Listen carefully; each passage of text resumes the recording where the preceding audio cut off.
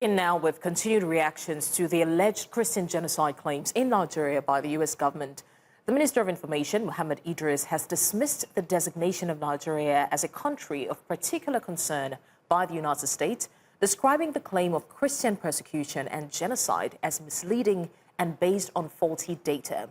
Now, addressing journalists in Abuja, Idris says that Nigeria's security situation has been wrongly portrayed, stressing that terrorism in the country is blind to religion, tribe, or class, and that both Christians and Muslims have been victims of violence. He says that since President Bola Tinubu assumed office in May 2023, the armed forces of Nigeria have neutralized over 13,500 terrorists, arresting 17,000 suspects, and rescuing more than 9,800 abducted victims across the country.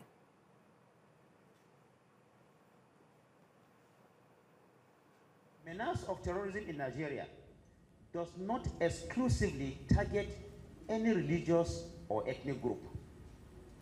As in many parts of the world, extremism is mindless and it is blind to religion, to class, and to any tribe. Any narrative suggesting that the Nigerian state is failing to take action against religious attacks is based on misinformation or faulty data. Several leading personnel of the very dedicated armed forces of Nigeria and the country's intelligence agencies are Christians working and succeeding alongside their Muslim colleagues in the fight against extremists and criminals waging war against our country and against our values. In this government, in the Tinubu government, we are not reacting emotionally at all. We are reacting with empirical verification. We all know that this insecurity did not start yesterday, nor started in 2023. But from the actions taken so far, if one is unbiased, you will know that from the plethora of actions taken in the last 2 years, if we had taken those actions in the last 10 years, we probably won't be where we are today. Now, while all of this is happening in Nigeria, the United States military has reportedly drawn up contingency plans for potential airstrikes in Nigeria, following an order from President Donald Trump directing the Pentagon to prepare to intervene to protect Christians from terrorist attacks. Now, according to reports from the New York Times, the U.S. Africa Command has presented multiple operational options to the Department of War, responding to a request from Secretary Pete Hegseth to develop plans aligned with Trump's directive. Military officials familiar with the deliberations said that the proposals, categorized as heavy, medium, and light, outlined varying levels of engagement in Nigeria. Now, under the heavy option, Washington would deploy an aircraft carrier strike group to the Gulf of Guinea, supported by fighter jets, to hit militant targets deep inside northern Nigeria. The medium option, however, proposes the use of MQ-9 Reaper and MQ-1 Predator drones for targeted strikes. The light option, on the other hand, focuses on intelligence sharing, logistics support, and joint operations with Nigerian forces. We're still talking security, or the lack of it thereof. Citizens of affected communities in Shanono local government area of Kano State, recently attacked by suspected terrorists, have vowed to resist any further breach of peace in their communities. Speaking to News Central Television's crew, they expressed worry at the attack, which claimed several lives, and are also alleged that the bandits launched the attack from neighboring Katsina State and were given cover by residents of Musawa local government area of the state. News Central's Emmanuel Bagudu reports. From the town of Shanono, the headquarters of Shanono local government area of Kano State, to its connected villages, News Central crew visited communities to get an on-the-spot situation report following the recent attacks by suspected bandits. Locals from Tauri, Goranduti, Jodoma, Fururawa, Angwantamia, and Angwantudu narrated their experiences. Tsakanin Goron Dutse da kasar Faruruwa da Tsaure mun sami 'yan bindiga daɗi sun shigo mu akalla sati guda wanda ranar duniya ba dare ba rana sai sun shigo mu. Yanzu haka a jiya ranar litinin sun shigo mu cikin dare wajen misalin karfe 11 na dare suka shigo kasar Goron Dutse cikin gari, wata unguwa da ake ce mata unguwar tudun yan lukui. Suka shigo suka dinga barin wuta, suna rugugi, suna dukan al'umma. Kwana na ɗaya kenan kamar abin ana ganin daga haka ƙila ya yi shiru, kawai mutanen nan sai suka ƙara dawowa ɗikikinsu da makamai akan babura, kowanne goyon uku suke zuwa, babura kamar nawa? Babura akalla za a samu babur kusan kamar. Mu Kano an ce ko da mai kazo an fika, kuma muna mai tabbatar musu da cewa a Kano wannan abun ba zai yiwu ba. Din da mu da yaran mu za mu fita, sojoji Allah ya shi musu albarka, sojoji sun yi iya bakin kokarin su. They are all accusing neighboring Musawa local government area of Katsina State of being used by the bandits as a launch pad for the attacks. Wancan sulhu da aka yi tsakanin barayi da wancan karamar hukuma ta Musawa, saboda su abin da suka yi sulhun tsakanin su, in sun zo sun dau kaya a Kano ko sun dau jama'a a Kano, in sun tafi can ba za su ce musu komai ba. Suna haura rafi ba za su tara ba can. Su a can sun ce in sun zo sun dau komai suka dauka a Kano kada can Katsina su tara, sun yi wannan sulhun kaya da na da suka yi tsakanin su. Kan kuma su tare su. To mu wannan abin shi ya fi damu mu. In ka haye gabar karshen gulbin ka shiga cikin Katsina, Musa local government, saboda haka ta nan gurin wannan mutane suka samu dama suke zuwa suna kashe mana mutane, suna kwace mana dabbobi da dai sauransu, domin da daurin gindin Musa local government. Wato daga can Musawa kenan duka. Okay. Wato sun zo suka yi satin sun tashi daga nan. Suna da sun haura wannan sun sha. Suna haura wannan rafin sun sha. Sun samu immunity. Ba wani abin da ba wanda zai ce masu komai. Daga can Musawa shi ainihin shugaban yan kinafas din wanda ana kiran shi sola. Ma'ana sola wai baya aiki da daddare sai da rana. Haka ne ko? To sai da ya zo har gidan dagacin tabanni ya gaya musu, ya ce mutanen shi sun ɗebo kaya daga Kano ane musu ihu. Suka zo suka yi shela kan cewar dukkanin ɗan Katsina da suka ɗebo kaya daga Kano ya musu ihu a kama shi. Abin da yake faruwa kenan. Wato irin cover da suka ba su kenan. This is one of the scenes of the alleged attack. Residents say that it took the swift intervention of security operatives to end what would have been a disastrous situation. A gaskiyance ni ina daga cikin wanda suke zargin jami'an tsaro. A da. Amma yanzu sai na ga jami'an tsaron ai ba yadda na san su ba haka suke ba. Kusan sun canza mani zan ce, saboda ni na ga abin da suka yi min. Ni a gabana yaran suka fara zuwa. A gabana suka fara zuwa har wani ke cewa zai harbe ni. Sai kuma Allah bai nufa ba. To kaga wannan sai mu gode ma Allah, mu gode ma jami'an tsaro, kuma muna kira ga gwamnati da ta ƙara ƙaimi, ta rike jama'a kamar yadda muka gani, ta kula da su, ta rike gadan-gadan. Yanzu mu sha na kanmu, wasu ma sun sayar arhar banza, wasu kuma an tafi da su, wasu kuma an batar da su har abada ba za su dawo ba. The General Officer commanding 1 Division, Nigerian Army, Kaduna, Major General Sadiq Wasi, visited the scene of the attacks and assured residents of the Army's commitment to ensure their protection. In Shanono local government area of Kano, for News Central, Emmanuel Bagudu. All right, a report brought by Emmanuel Bagudu on the Kano attack. Now let's go to the Federal Capital Territory. A group in Abuja has raised an alarm over the adverse effects of industrial farming on rural communities, their environment, and its effort at escalating potential effects of climate change. Now, this group, during a rally in Abuja to raise awareness on the effects of industrial farming, says that it is contributing immensely to the loss of livelihoods for local farmers, deforestation, increased greenhouse gas emissions, and socio-economic disruptions within rural communities.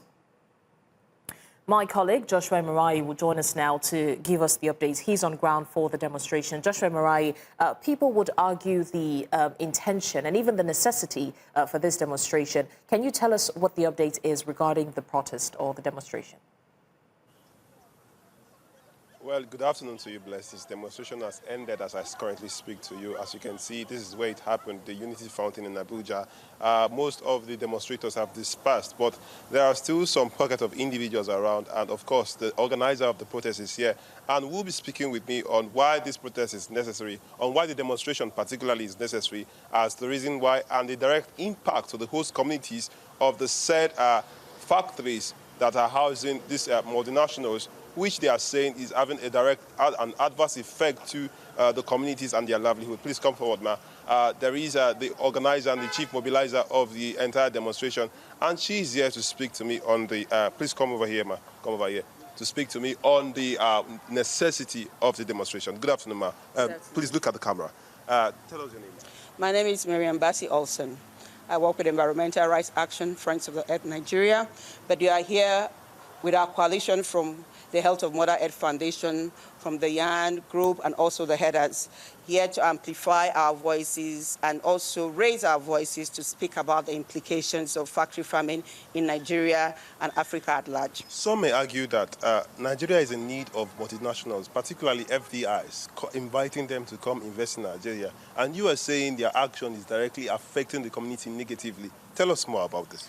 Well, I want, first of all, let us clear the air. We are not anti-investment. We are just saying, before any corporations come to Nigeria, please let our government do their due diligence and let the corporations be open and tell us what they are really bringing. This company, JBS, has come with a narrative of modernization, a narrative of we are going to provide jobs. We're going to bring a meat factory into our country. But let us pause for a moment and ask ourselves, have they consulted with the communities? Factory farming, a typical characteristic of factory farming is intensive use of antibiotics. It's animals in confinement. It takes high demand of water, it's feed and also land. Where would this land come from? These questions are not anti-investment. They are pro-justice. They are pro-accountability. They are pro-people. We are the people of Nigeria. These companies come from their countries or wherever they live and come and do investments and bring development, quote and unquote, into Nigeria. And sometimes they end up doing things they will not do in their home country. Take Shell, for instance. Shell came many years ago to Nigeria. They promised heaven, but go to Ogoni land, go to Goi community, and see the devastation at the wake of their living, what they have done to that community. The water is contaminated, the air is polluted, the environment is destroyed. This is another corporation coming into Nigeria. They've signed an MOU of 2.6 billion, and most states are welcoming them, probably because of the money. But pause and ask yourself, these investments that are coming, how will it impact our people? How will it impact the environment? How will it impact our water? Because everything is interconnected with the land. If you destroy the land, you're also destroying the water people drink. And if we sit down, people contaminate, pollute the environment, and we say nothing, we are accomplices. That is where we come in. Before these people come and begin to start doing business, we need to ask right questions. Asking questions is not being anti-investment, is being pro-people, because the environment is our life. We must defend it. These people are coming to bring they said they're going to establish 6 processing plants in Lagos, in Kano, Cross River, Nasarawa, Ogun State is their springboard platform where they're going to take off. And we are asking, Lagos, with 25 million people, I mean, if you're going to do business in Lagos, I mean, they know what they've done. That's a catchment area. Kano, too. So you're going to be doing business in our country. Can you tell us what MOU did you sign with the government? We want to know what are the contents. What environmental impact assessments have you done in this community? Because you cannot take an EIA you did in Brazil to come and it's not applicable in Lagos or in Cross River, because even the environment, the weather is different. For instance, if you go to Lagos, it's humid. In Abuja, it's very hot and dry. So you cannot use one environmental impact and use it as a blanket statement. So we are saying corporations coming into our country, you must do your due diligence. And our government, it should always be people over profits. Well, standing here listening to you, you've outlined a series of demands now. Yeah. Have you interfaced with the All right, Joshua, if you can hear me. Joshua, if you can hear me. All right, we appreciate the coverage. Joshua, if you can hear me, I genuinely appreciate that you mentioned the fact that they're not being anti-investment, but they're just being pro-people. We go on a short break now. You're still live with us on the 12th. When we come back, multiple vehicle collision on Otedola Bridge in Lagos causes traffic gridlock. The details after the break. Stay with us. Many thanks for staying with us. Now, the 22nd Abuja International Film Festival is underway, bringing together filmmakers, actors, and enthusiasts to celebrate the power of storytelling. This year's theme, From Script to Nation, the role of film in shaping national identity, explores how the creative industry influences the way Nigerians see themselves and their country. And my colleague, our correspondent Sumaya Abubakar, joins us live from the Merit House in Maitama, where the opening ceremony is currently taking place. Sumaya, what is the atmosphere like at the venue as the festival opens officially? Good afternoon, Blessings. I'll have to tell you that it is quite lively here. The scene is buzzing with, stakeholders of the movie, film industry. We are talking about students, actors, producers, filmmakers, all encompassing coming here. We also have to, of course, see, and we saw the acknowledgement of, different embassies talking about countries from Egypt to Iran to even Turkey, representing, their culture and pushing support for the Nigerian culture, in this 22nd Abuja International Film Festival happening live in Abuja. So it is really bustling with a lot of promises to be, held here today for the industry and for the nation in general. All right, Sumaya, this year's theme says From Script to Nation, the role of film in shaping national identity. So from the convergence, what are some key highlights that we're expecting at this year's edition, looking at what the theme highlights? Yes, indeed. There's a lot. There is going to be, film screening, talking about films that have pushed and, the Nigerian culture and brought to light what Nigeria entails in a beautiful light. So there'll be screening. We know that there will be awards. There's going to be panel discussions that will be held in order to push this narrative forward, talking about the theme in general. So a lot is going to happen, from this festival. But it will be good to hear from the horse's mouth. I have here with me Mr. Fidelis Tuka. He is, the organizer of the Abuja International Film Festival. Mr. Fidelis, it's good to have you with us here. Tell us the importance of, this theme that you chose. Sumaya, if you can hear me, we don't have Mr. Fidelis' audio. Oh, apologies. I think they say they can't hear your audio right. But according to Mr. Fidelis, if you can hear me, what he's saying is that it is really important, for this film festival. This is something that he has been pushing for 22 years.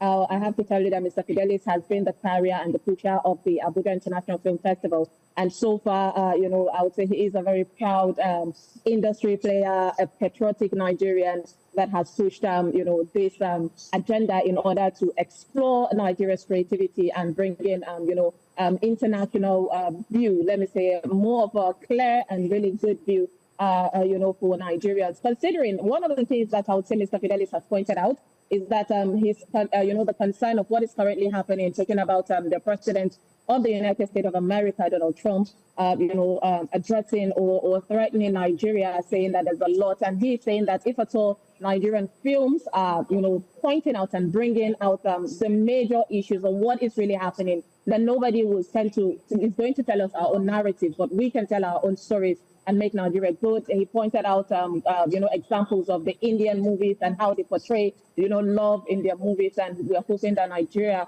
when it comes to Nigerian movies, will do that in order to, sell Nigeria in a greater light, showing our culture and how beautiful, our movies and our country can be through our movies. All right, that's Sumaya Abubakar live from the Federal Capital Territory at the Abuja International Film Festival, and also Mr. Fidelis' opinion was also represented.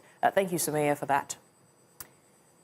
Now to politics. This Saturday's governorship election in Anambra State is poised to be ultimate test for not just the new INEC chairman, but also for the state's democratic process.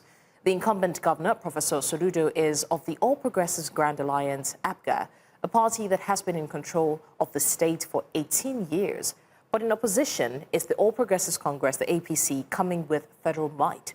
Now, in all of this, insecurity and the economy remains the main issues the people of the state want to be addressed. There's more in this report.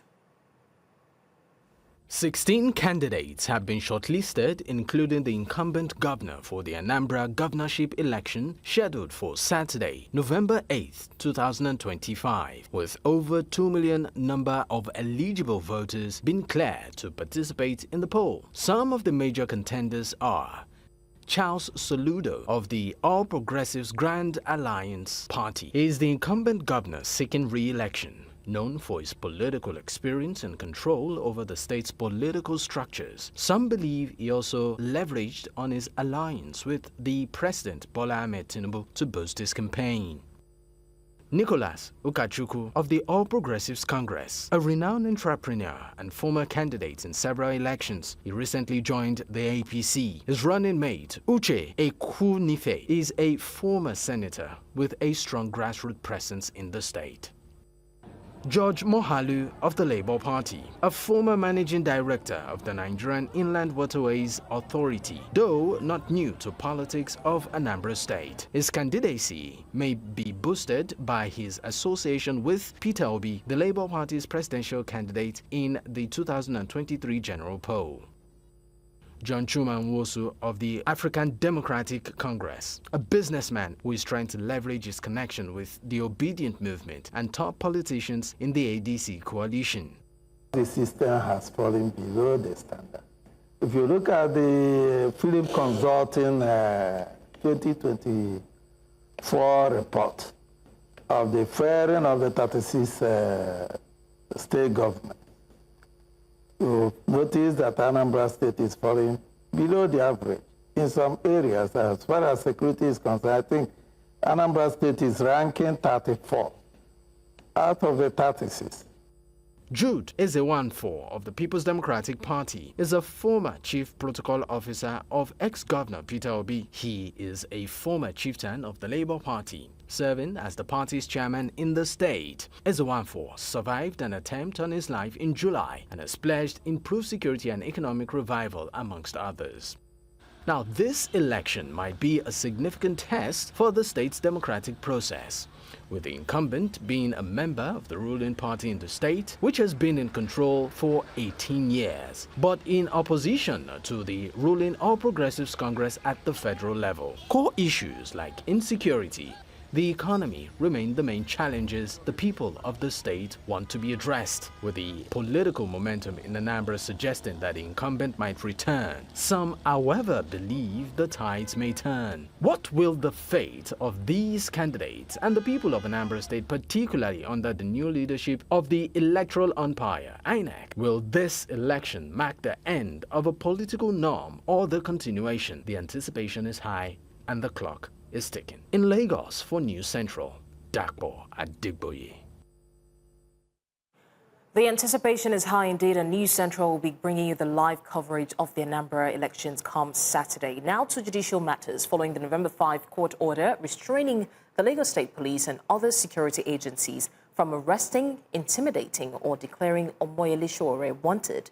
His legal counsels have condemned the police move as unlawful. Tope Tomekun, Showore's lawyer, said no law allows the police to declare a citizen wanted without a court order, describing the action as unconstitutional and defamatory. He emphasized that due process must guide any such declaration.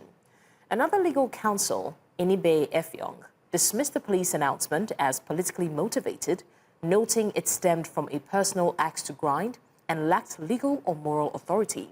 Efyong stressed that only a court of law can declare a person wanted, and the police have no independent power to do so.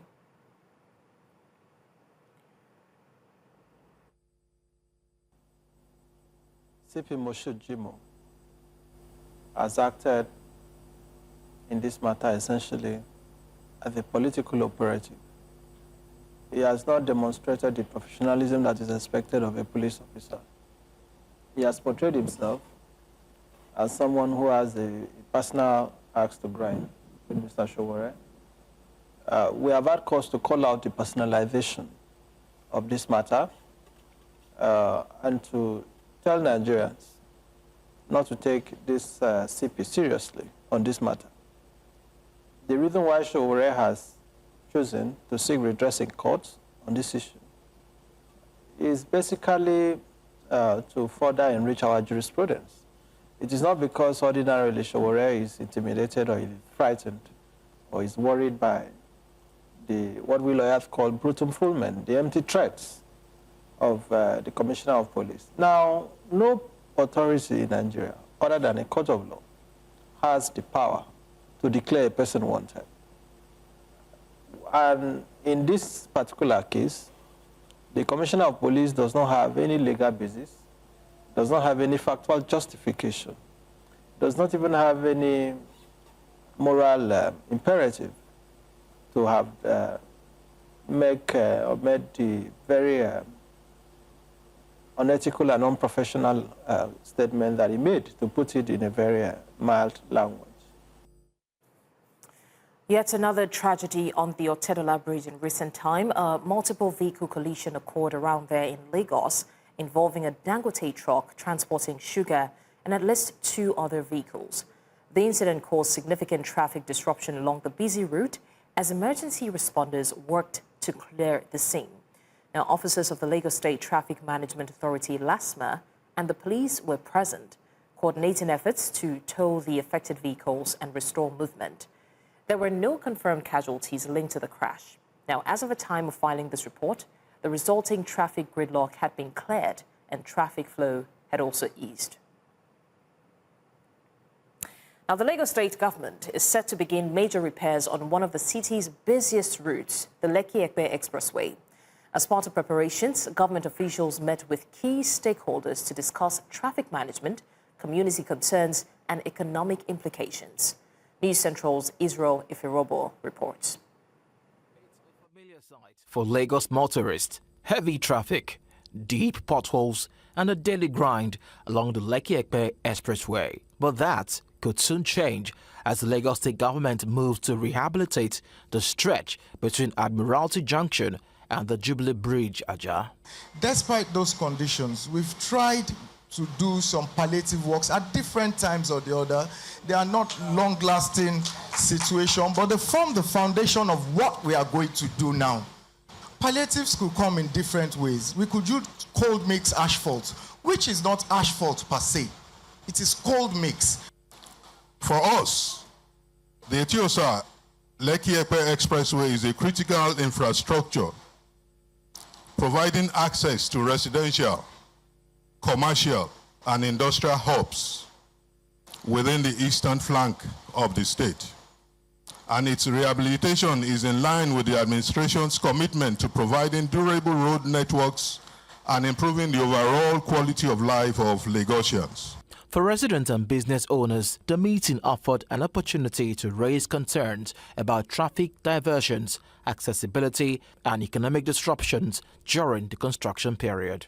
When the road network was completed a couple of years ago, we thought that the recipe of hope has come, but in recent time, the state of the road is in a deployable situation that has exposed quite a lot of people to excruciating problem. The experience is you have a lot of lack of compliance to road, bad road users, people taking one way, big men, and also the commercial drivers. And I think that's an area the government should be proactive at addressing.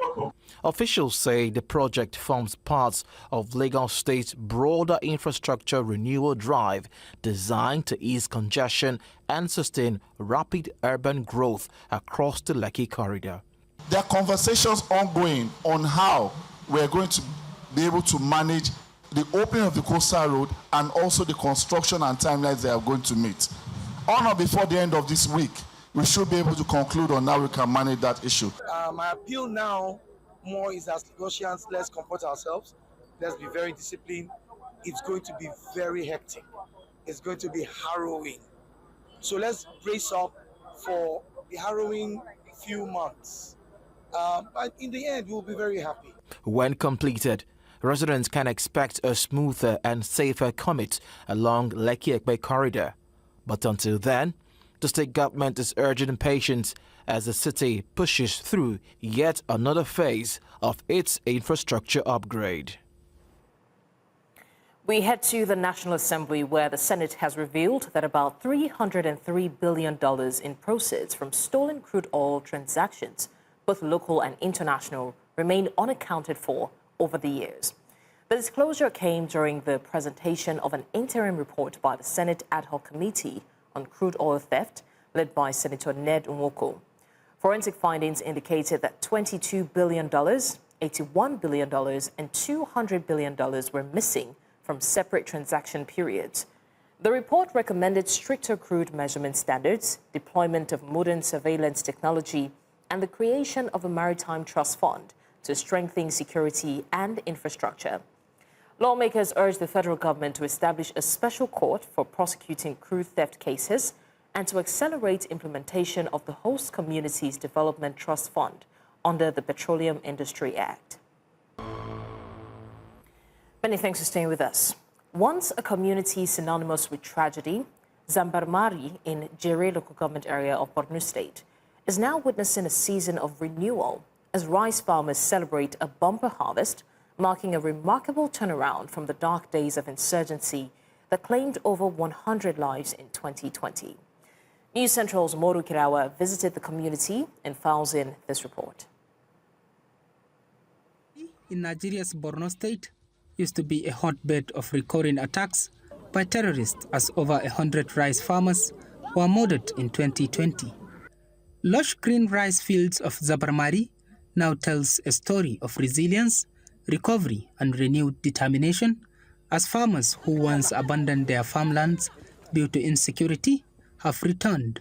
Abubuwan da muke bukata raman ruwa ne kuma gashi mun samu ruwa. So mun samu ci gaba sosai gaskiya. Ci gaban da muka samu amfanin mu yayi kyau fiye da bara. 100%. The farmers process, parboil, dry and bag the rice at Zabarmari, now also a thriving market where buyers come from far and near. Da ya kai naira 6,000 yanzu ya kai naira 4,200 kwano. Kaga farashi ya sauka. Talaka kowane mutum ya ji daɗi. Da mutumin Maiduguri inda aka ce za a kawo shi zai zo Zabarmari jinya kai kamar za a kai shi Falaɗi ne. Ga amma zai zo ne yanzu ya sai shinkafa ya sai kifi. Kullum muna tare da Maiduguri sanadiyar hanya mun girma gwamna muna hanya. Alhamdulillah. We spoke with the Borno State Commissioner for Agriculture and Natural Resources, Bau Musami, on the agricultural realities and plea of support for the community to cultivate more farmlands. The Commissioner says that the state government is investing in farming and has deployed adequate security to protect the newly resettled communities of the state to ensure the safety of farmers as a strategy to hasten post-insurgency recovery. Security are stationed at the last point of farm. And alhamdulillah, since the establishment of this, there wasn't a report of like kind of insecurity or whatever it is there. Our farmers have produced food that they will eat. They have brought food on the table for themselves and to other families as well. The effects of the rice harvest in Zabarmari, among other communities, have now helped families to purchase the commodity at lower cost. The price of rice, beans and other commodities, particularly in rural communities like Zabarmari, have dropped drastically. And farmers are hopeful that with improved security, the prices of other foodstuffs will drop soon. In Zabarmari, for News Central, Umaru Kirawa. That's a report by Umaru Kirawa on a bumper harvest in Zabarmari. Now, Edo State Governor Monday Okpebholo has reaffirmed his administration's commitment to protecting the sanctity of Benin culture and tradition. The governor made the pledge while addressing some protesters at the government house in Benin City who were calling for a halt to the planned inauguration of the Museum of West African Art. News Central's Amenze Bazwaye reports.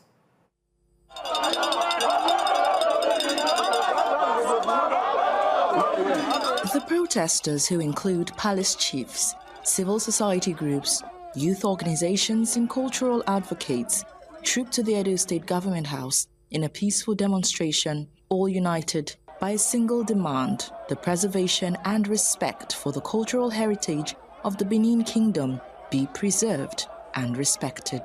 Their major concern was the reported plan to open the Museum of West African Art, MOA, on November 11th, a move they insist is premature and potentially disrespectful to the revered Benin throne. Speaking on behalf of the protesters, Comrade Osaze Amas Edubo said that MOA project was originally conceived as the Royal Museum for the Benin Palace before it was allegedly altered under the previous administration. There's a need for you to please use your good office and put a stop to that opening until all investigation about the process is done. We know the museum was fraudulently built, I would say, because the funds that were used for the museum were funds that were supposed to be used to build the Benin Museum. Again, I want to commend you so far so well in almost 1 year of PCU antecedent. We've seen the progress, we've seen everything you've been doing. The group also expressed appreciation to Governor Peolu for what they described as transformational leadership within his first year in office, citing his people-oriented reforms and commitment to good governance. Addressing the crowd, Governor Monday Peolu said his administration would not condone any act that undermines the cultural authority of the Benin Kingdom or the dignity of its revered monarch. Governor Peolu revealed that the Minister of Culture and Tourism had reached out to him to further engage on the matter, assuring the protesters that discussions would continue with the Oba of Benin to find a lasting resolution. We are doing our best to see that we put a lasting solution to this very problem. Everything that belongs to Edo will not be taken from here. Please give me time to resolve this particular issue. The governor praised the protesters for their peaceful conduct, urging them to remain calm as his administration works to protect what he called the sacred heritage of the Edo people. In Edo, for News Central, Ameze Bazwaye.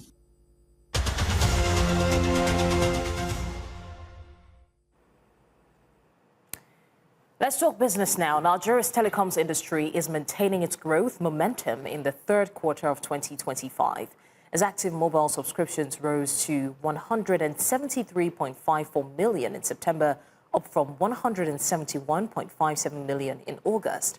This is according to data from Nigerian Communications Commission.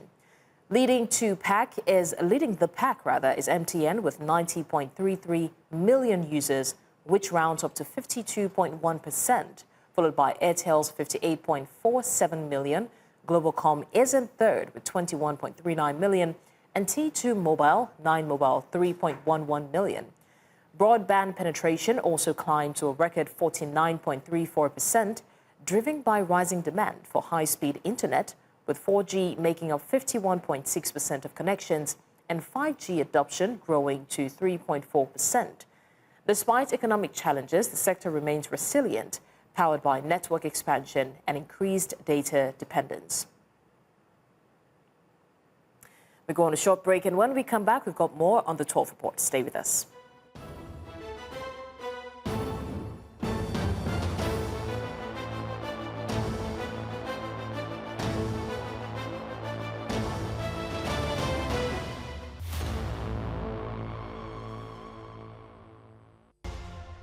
Now let's take a look at what's happening outside the shores of Africa. Officials in the southeastern Ukrainian city of Kamianske report that several people were injured after a large-scale Russian drone attack overnight. Local authorities say the strikes hit residential districts and industrial facilities, causing fires and significant property damage. Emergency crews worked through the night to assist victims and secure damaged areas, while residents were urged to remain in shelters due to the risk of further attacks. The region has seen repeated aerial strikes as fighting continues along the front. In a separate development, the Kremlin has reacted to the recent comments from former U.S. President Donald Trump, suggesting he will consider resuming nuclear weapons testing. Russian officials noted the remarks underscoring ongoing tensions between Moscow and Washington over nuclear policy and global security concerns.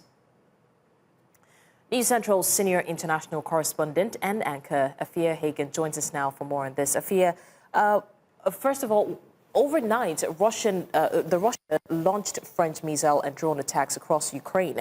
How severe would we say the damages are? And in response to what the current U.S. president, not the former, said about that, how would we juxtapose that? Well, yes, a huge drone attack overnight. 108 drones shot down by Ukraine overnight. Ukraine's Air Force reports this morning that a combined 135 Russian drones and missiles were launched at the country overnight. Quite significant damage to civilian energy and infrastructure across Ukraine. Of course, the human toll, you have civilians killed in the action, dozens wounded in multiple regions. But now you have power cuts, you have thousands of people without power, without electricity, and without heating. And this is exactly the type of pressure that Russia wants to put on Ukraine when its temperatures fall. It's about breaking civilian morale if you have people who are freezing and in the dark as the cold winter bites in. Now, Afia, Ukraine claimed a counter-movement in the city of Pokrovsk, raising its flag inside the council building. Are we seeing a turning point on the Eastern Front? I think Ukraine would like us to think that we're seeing a turning point on the Eastern Front. The Ukrainians have said that they've taken a city council building and raised a flag. That's a sign that Ukrainian forces are conducting really focused local attacks, localized exploitations. It does show Kyiv's ability to counteract, to strike back, and to recapture those symbolic places like a town hall. And kind of erode the Russian footholds. That's what they want us to see. That single local success is definitely morale boosting, but doesn't mean that Ukraine are winning the war. That is the big question. There's no doubt that this is a positive tactical development, but I'm not sure if it's a wider reflection of the wider scale war. Now, before we let you go, Afia, there are reports that Ukraine struck the Russian oil refinery in Volgograd overnight and disrupted fuel infrastructure. What are the strategic implications of these strikes for Russia's energy resilience? Well, yes, just like the same way Moscow is striking Kyiv and striking those targets for energy, for heating, for light. Ukraine is trying to do the same thing. Earlier on this week, they struck quite deep into Russia, about 1,000 miles in. Now they're striking refineries. These repeated hits are all about trying to take out Russia's capacity to refine fuel and, of course, take out those targets, target heating and energy resources, like I said. As the winter sets in and it gets bitingly cold, it's about breaking the morale of people also. All right, Afia Hagan, News Central's senior international correspondent and anchor, thank you for joining us and bringing us the update on that. Now, emergency services in South Korea are responding to a structural collapse at a power plant on the country's east coast, where several workers remain missing. The incident took place at Korea East-West Power's Ulsan Power headquarters in the southeastern city of Ulsan on Thursday afternoon. A large section of the facility is reported to have given way during operations, triggering search and rescue efforts. The National Fire Agency said that 2 people have so far been pulled from the debris and are receiving medical care. However, at least 7 others are believed to be trapped and have not yet been located. Rescue teams are working to clear rubble and assess unstable areas, while authorities investigate what caused the collapse. Brazilian President Luiz Inácio Lula da Silva is holding a series of bilateral meetings with Comoros President Azali Assoumani, Finland's President Alexander Stubb, and African Development Bank President Sidi Ould ahead of the UN Climate Summit. Now, the discussions come as Brazil steps up diplomatic engagement on environmental and development issues, particularly those affecting countries with significant forest regions and vulnerable ecosystems. The Climate Summit, which is set to begin on the 10th of November, will serve as the venue for the launch of the Tropical Forests Forever Fund.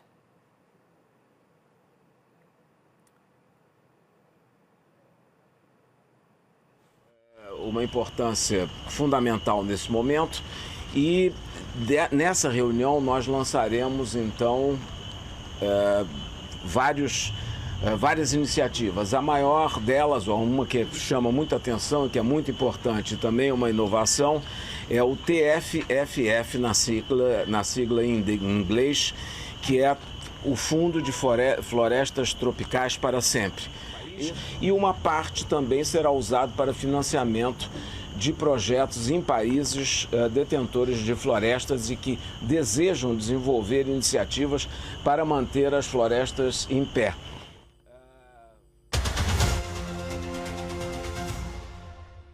In 2018, a lecturer at Obafemi Awolowo University was caught on tape demanding sex from a student in exchange for grades. He was jailed, but instead of serving as a warning, it was just the beginning. Now, a year later came the Sex for Grades documentary. Dr. Boniface Igbenegu at the University of Lagos was exposed for offering admission in exchange for sex, proof that the rot was much deeper than one bad lecturer. Now, by 2025, over 50 lecturers in universities and polytechnics across Nigeria had been indicted for sexual misconduct. That's not a trend, that's a crisis. But now something has shifted. The Nigerian Senate has passed a bill that prescribes up to 14 years in prison for any lecturer, teacher, or school official found guilty of sexually harassing students. And this time, it's not just the abusers being targeted. Institutions that hide or ignore these crimes will also face consequences. This matter, every young Nigerian deserves a classroom, not a crime scene. Parents should not have to wonder if the teacher or the lecturer your child trusts will end up being their predator. And the good lecturers, the majority, finally get a system that separates them from the criminals. Now the real work begins. Will the law be enforced? Will students feel brave enough to report? Will the institutions stop pretending like they did not know? For the first time, Nigerian students have a law on their side. And maybe, just maybe, our classrooms can finally become safe spaces again. And that's your postscript.